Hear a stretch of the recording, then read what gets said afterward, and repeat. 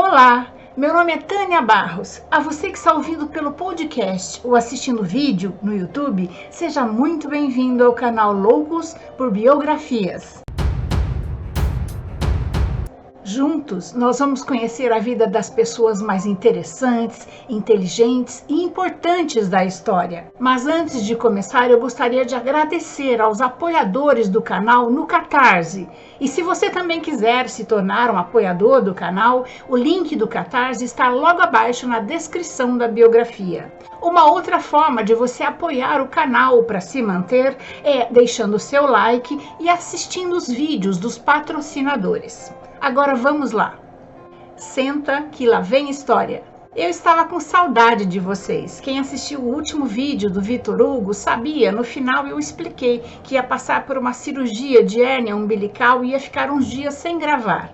O dia da cirurgia, 30 de setembro, coincidiu com a morte do grande cartunista Quino, por isso eu não pude fazer uma biografia tão logo como gostaria. Quino é o criador da querida personagem Mafalda e de muitos outros brilhantes quadrinhos de humor. Sua marca distintiva é a crítica social sagaz, inteligente e sempre atual, que há décadas vem encantando crianças na América Latina e no mundo todo.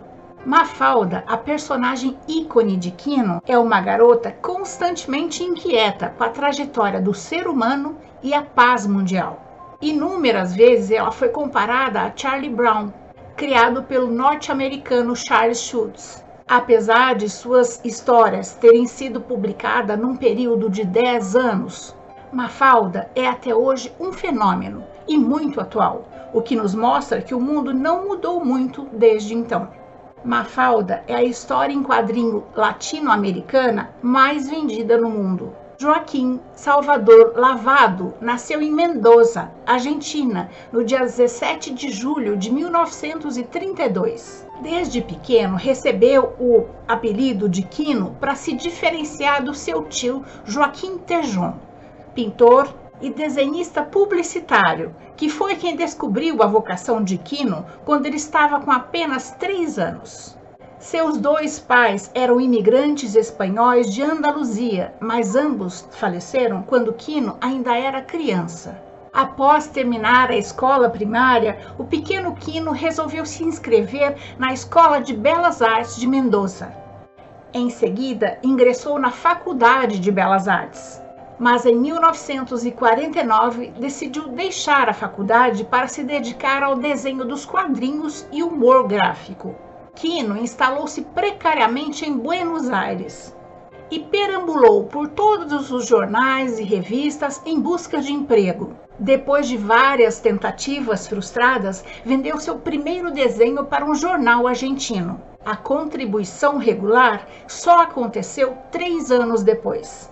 Quino casou-se com Alicia Colombo em 1960, sua companheira de toda a vida, e não tiveram filhos. Logo depois do seu primeiro livro de humor gráfico, Mundo Quino, em 1963, Joaquim Lavado foi chamado para desenhar uma família de personagens para divulgar a marca de eletrodomésticos Mansfield em tiras de jornal. Todos os nomes começados com M para combinar com a marca de eletrodomésticos Mansfield.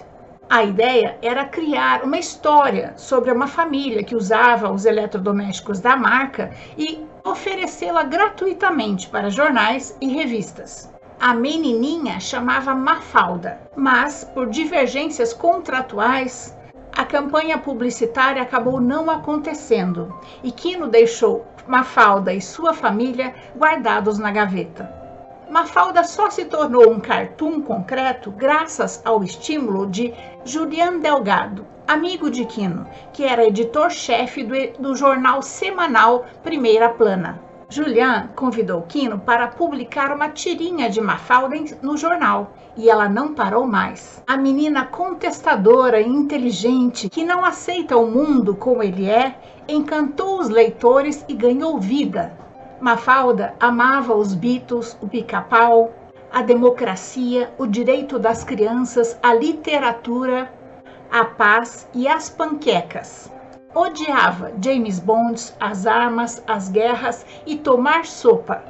A menina esperta, com suas ideias progressistas, colocou a humanidade no colo e sonhava em consertar o mundo. Fazia perguntas para as quais seus pais não tinham resposta. Diz-se que a sopa que Mafalda se negava a tomar era a ditadura que estava em vigor na Argentina.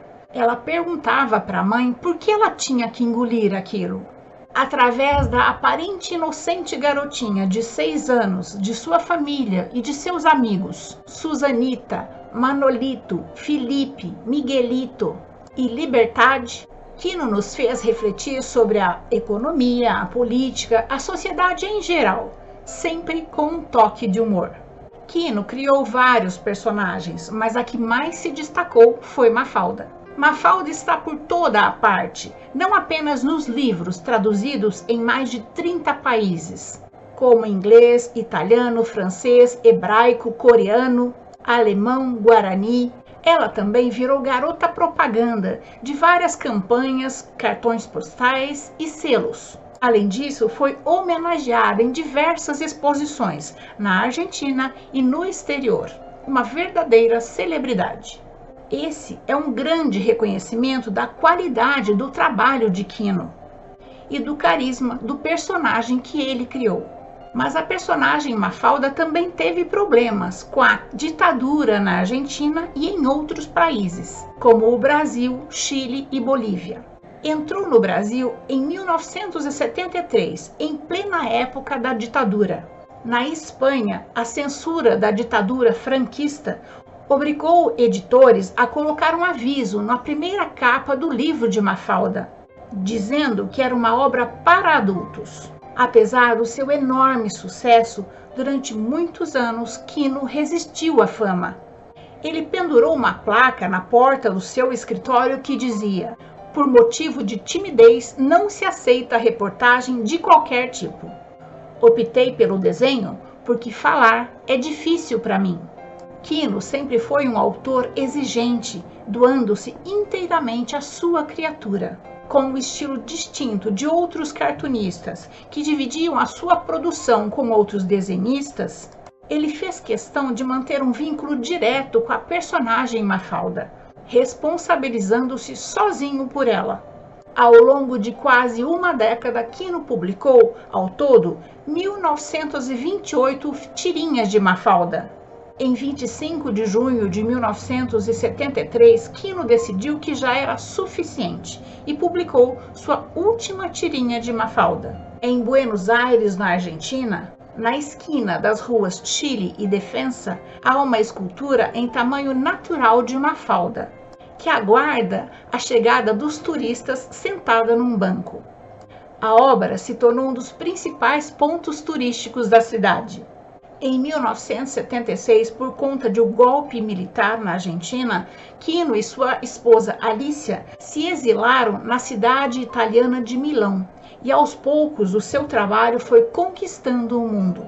Em 1977, a pedido da Unicef, as tirinhas de Mafalda ilustraram a edição internacional da campanha mundial de Declaração dos Direitos das Crianças. Em 1982, Quino foi eleito o desenhista do ano. Neste mesmo ano foi publicado no Brasil os 3 primeiros livros de Mafalda. Infelizmente, desde 2009, Quino teve que enfrentar uma aposentadoria involuntária devido ao seu problema de visão.